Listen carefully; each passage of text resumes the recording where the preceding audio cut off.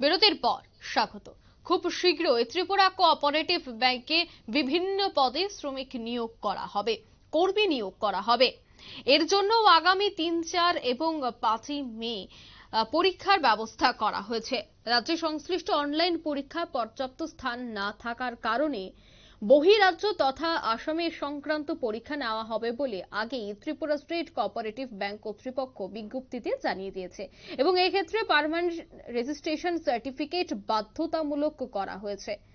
আর এর ভিত্তিতেই আজ দেখা গেছে যুব কংগ্রেসের পক্ষ থেকে ত্রিপুরা স্টেট কোঅপারেটিভ ব্যাংকের সামনে বিক্ষোভ প্রদর্শন করা হয়। তাদের মূলত অভিযোগ যে ত্রিপুরার যারা চাকুরি প্রত্যাশীরা রয়েছেন বা যারাই পরীক্ষা দেবেন তারা কেন রাজ্য থেকে বেরিয়ে বহিরাজ্যে পরীক্ষা দেবেন, কেনই বা রাজ্যে পরীক্ষা নেওয়া হবে না, সেই বিষয় নিয়েই কিন্তু আজ বিক্ষোভে দেখা যায় যুব কংগ্রেসের পক্ষ থেকে এই বিক্ষোভ কর্মসূচি। সেই বিক্ষোভ কর্মসূচিতে যুব কংগ্রেসের নেতৃত্বরা উপস্থিত ছিলেন।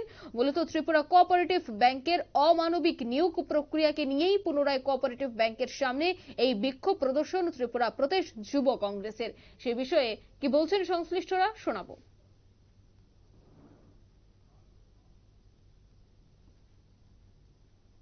আজ বেকার 14% রেকর্ড।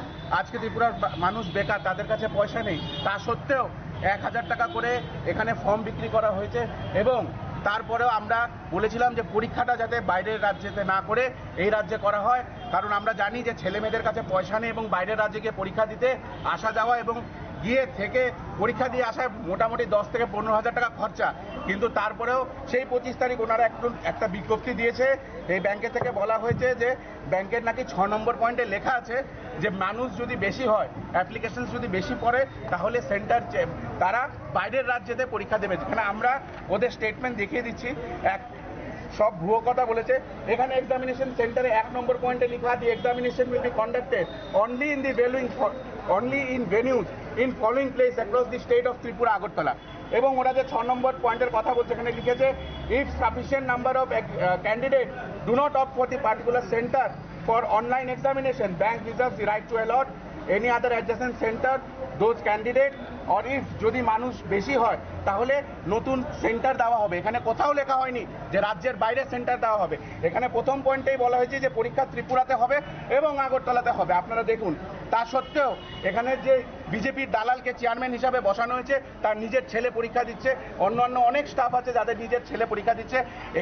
এখানে আমি যদি অ্যাভারেজ ধরি, ওরা ফর্ম বিক্রি করে 19,646টা ফর্ম বিক্রি করে অ্যাভারেজ যদি 900 টাকা করেও ধরি, 1,70,00,000 টাকার ওপরে ওরা খালি ফর্মে পেয়েছে। আমার প্রশ্ন হলো কিসের স্বার্থে রাজ্যের ছেলেমেয়েদের সঙ্গে এভাবে ছিনিমিনি খেলা? এবং তারা যে বাইরে পরীক্ষা নেবে এই পরীক্ষার বিজ্ঞপ্তি তারা জানিয়েছে 23 তারিখ। এখন কোথাও টিকিট নেই, ছেলেমেয়েরা রাস্তায় ঘুরছে, ছেলেমেয়েদের হাতে পয়সা নেই, ছেলেমেয়েরা নিজের বাড়িঘর বিক্রি করছে। আমাদের কাছে রিপোর্ট আছে জমি বিক্রি করে পয়সা নিয়ে মানুষ পরীক্ষা দেওয়ার জন্য যাচ্ছে। আমরা অবিলম্বে আজকে এই পরীক্ষা বাতিল করতে হবে, নাহলে সেন্টার চেঞ্জ করতে হবে, না হলে আমরা আজকে এই ব্যাংকে তালা ঝুলিয়ে দেব। যুব কংগ্রেস! আপনারা শুনলেন যুব কংগ্রেস সভাপতি, যুব কংগ্রেস নেতৃত্বদের বক্তব্য। তাদের মূল দাবি হচ্ছে যে পরীক্ষার সেন্টার যেন পুরোপুরি রাজ্যে করা হয়। যদিও স্টেট কোঅপারেটিভ ব্যাংক কর্তৃপক্ষ কিছুদিন আগেও সাংবাদিক সম্মেলন করেন এবং সেই সাংবাদিক সম্মেলনে জানিয়েছিলেন যে এই পরীক্ষার জন্য যাদেরকে দায়িত্ব দেওয়া হয়েছে তারা সবকিছু খতিয়ে দেখেছে এবং সেই খতিয়ে দেখার পরে মুহূর্তে বলা হয়েছে যে 5টি সেন্টার রাজ্যে রয়েছে এবং বাকিগুলি অসমেই থাকবে। পরিকাঠামোগত কিছু বিষয় রয়েছে যার জন্যই 5টি সেন্টারের বেশি রাজ্যে সেন্টার করা সম্ভব নয়। অন্যদিকে যুব কংগ্রেসের বক্তব্য হচ্ছে রাজ্যের ব্যাংক রাজ্যেই পরীক্ষা হতে হবে। এখন দেখার বিষয় যে কি পদক্ষেপ গ্রহণ করে ব্যাংক কর্তৃপক্ষ। নিয়ে নিচ্ছে ছোট্ট একটি বিজ্ঞাপন বিরতি, সঙ্গে থাকুন।